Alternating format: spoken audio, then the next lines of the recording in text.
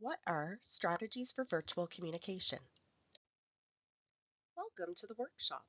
My name is Lisa Kroll, and I am an English as an additional language support specialist with NSCC Libraries and Learning Commons. Today, we will focus on strategies for virtual communication. Let's get started. Our objectives for this workshop are to examine the importance of virtual communication, look at some of the reasons people have communication anxiety, go over some tips, examine phrasal verbs for virtual communication, review the stages of a phone call, and look at some language examples of effective communication. To warm up, think about these questions. Do you like speaking on the phone? Why or why not? Do you get nervous speaking in video calls? Why or why not? Do you prefer to speak face-to-face or online? Virtual communication is a very important part of our professional and personal lives. It has only gotten bigger through the pandemic and will continue to be important as we move forward. We have come to depend on virtual communication for education, running businesses, connecting with loved ones, and for entertainment. It gives us the opportunity to foster stronger relationships and build a larger network. It has also created many employment opportunities and has even allowed us to conduct interviews online.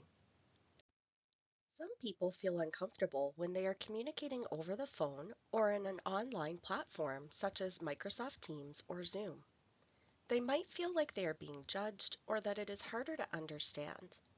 Some of the reasons for this discomfort are feeling under pressure to give a quick response, difficulties understanding pronunciation or vocabulary, not knowing how to use the technology, and sometimes interruptions from family, pets, and noises from outside the home, such as sirens. There are some important things to keep in mind when you are having a virtual meeting or telephone call. It is very important to test your technology before your meeting or presentation. Make sure that your camera and microphone are working. Give the meeting or presentation your complete attention. If it is a large meeting, introduce yourself in the chat. Even if it is an online meeting, it is professional to dress appropriately. This gets you into the right mindset. You'll be more focused if you are wearing work clothes instead of your pajamas. Make sure that your background is clear and doesn't have any clutter. You need to present a professional image. For example, make sure there is no laundry or dirty dishes that can be visible to others in the meeting. It is really helpful to designate an area in your home that can act as a home office. If you can, do it. Otherwise, there are filter backgrounds you can use. Remember to use active listening strategies, such as nodding or vocally indicating that you are listening. This lets the speaker know that you are focused and interested in what they have to say. Unplug your smart speaker. Try to avoid distractions as much as possible, and remember to silence your phone and turn off any notifications on your computer. Avoid eating or doing other things while on the call. Avoid using your cell phone. Anything else that comes to your mind about this? Do's or don'ts? If you are leading a meeting, always have an agenda and a clear structure. Place your energy on your own facial expressions and body language. Be clear and concise. And listen actively. Phrasal verbs are phrases that indicate actions. Phrasal verbs consist of a verb plus a preposition or an adverb. They can be hard to guess. Phrasal verbs are generally used in spoken English and informal writing. They are very common and everyone uses them. When added to the verb, the preposition or adverb may completely change the meaning of the verb. For example, look for means to search. He is looking for his book. But if we say look up to, it doesn't mean to look up, it means to have respect for a person. His father is his role model. He is the person he looks up to. If we say look forward, it doesn't mean to look in front of you. It means to be excited about something. She is looking forward to visiting Cuba. So, it can be difficult to guess the meanings, and sometimes it is better to just try to learn them and know how they work in each situation. Some phrasal verbs can be easily understood. They have a literal meaning. For example, the walls were too plain, so she put up some pictures. Look up there at those beautiful birds in the tree. Other phrasal verbs have an idiomatic meaning, which makes them more difficult to understand. For example, can you put me up for tonight? I don't want to look up hotels. The phrasal verb put up here means to let someone stay at your house. In this situation, look up means to search for information.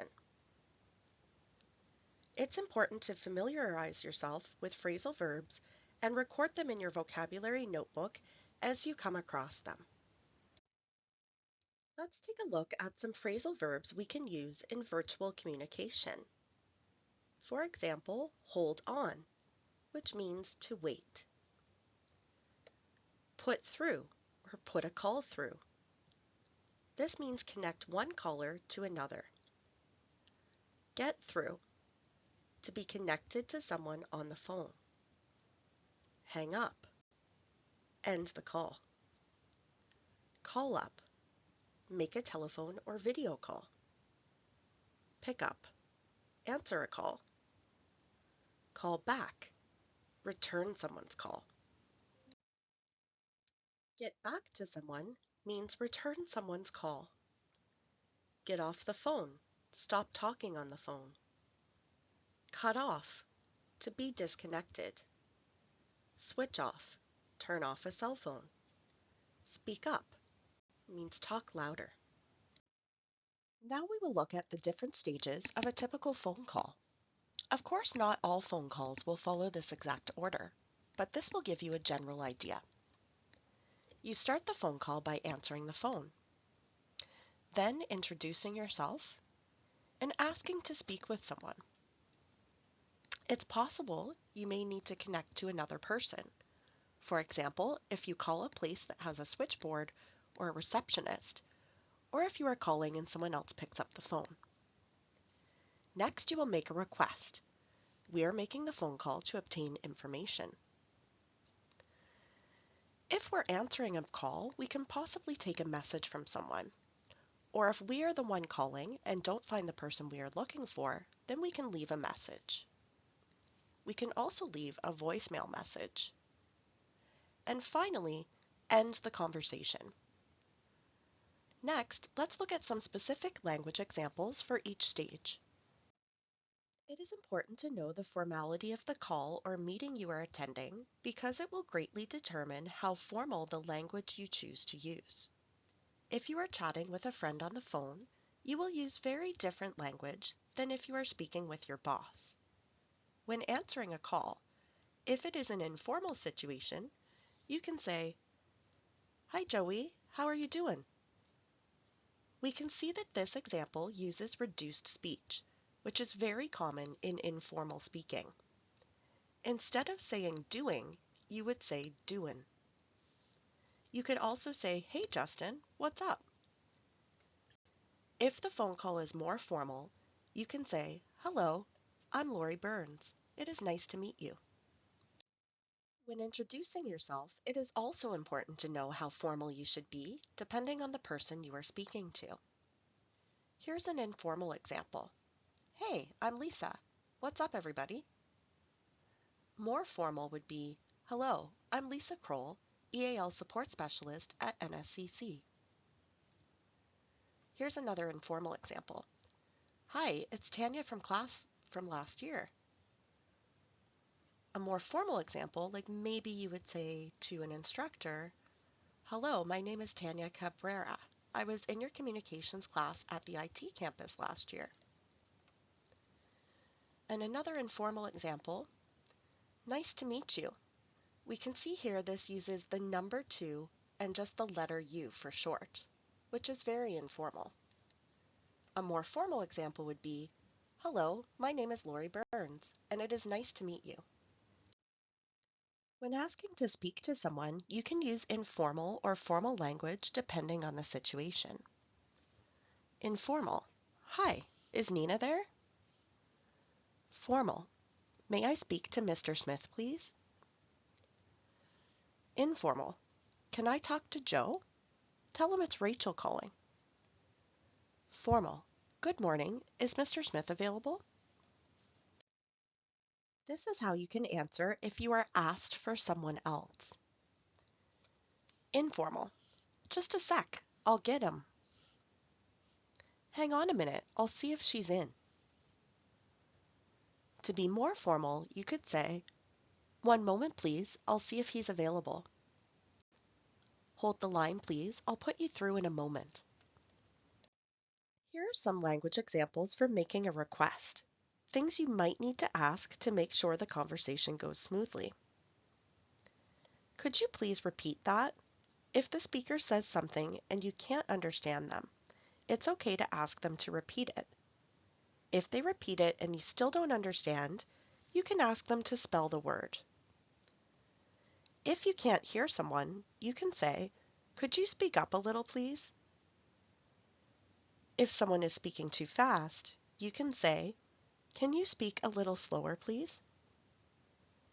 If someone calls you and you are busy or the person they asked for is not available, you can ask them to call back.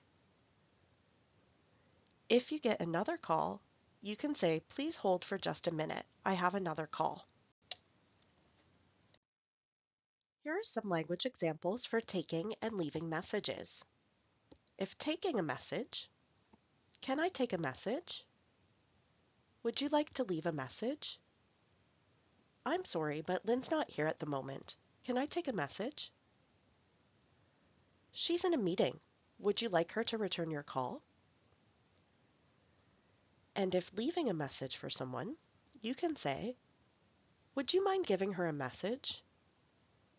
"Would it be possible to leave a message?" "Could you tell him Lori called?" "Could you ask him to call Amanda when he gets in?" There are several options for ending a virtual conversation. Here are some phrases you can use. "Well, I guess I'd better get going." "I should let you go now."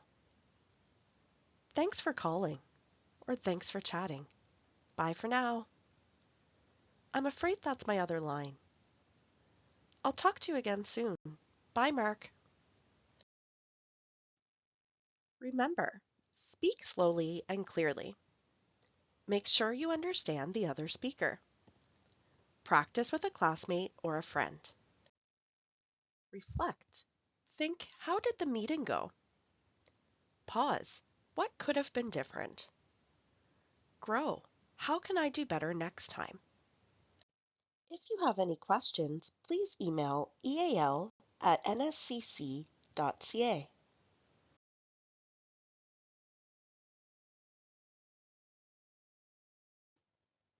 Thank you for listening to the workshop.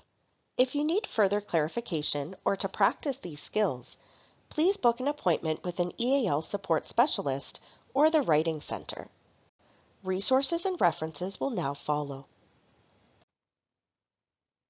There are many available resources for NSCC students.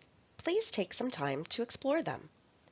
Visit the NSCC EAL supports page to view the schedules for upcoming EAL workshops, conversation circles, and to book an appointment with an EAL support specialist. Use the EAL guide for additional resources to help you with your language learning. Use NSCC's writing guide for tips, advice, and information for all your writing needs. You can find all these resources and more on the EAL Supports Connect page and link on the screen. Connect is NSCC's intranet and requires your NSCCW number and login. References.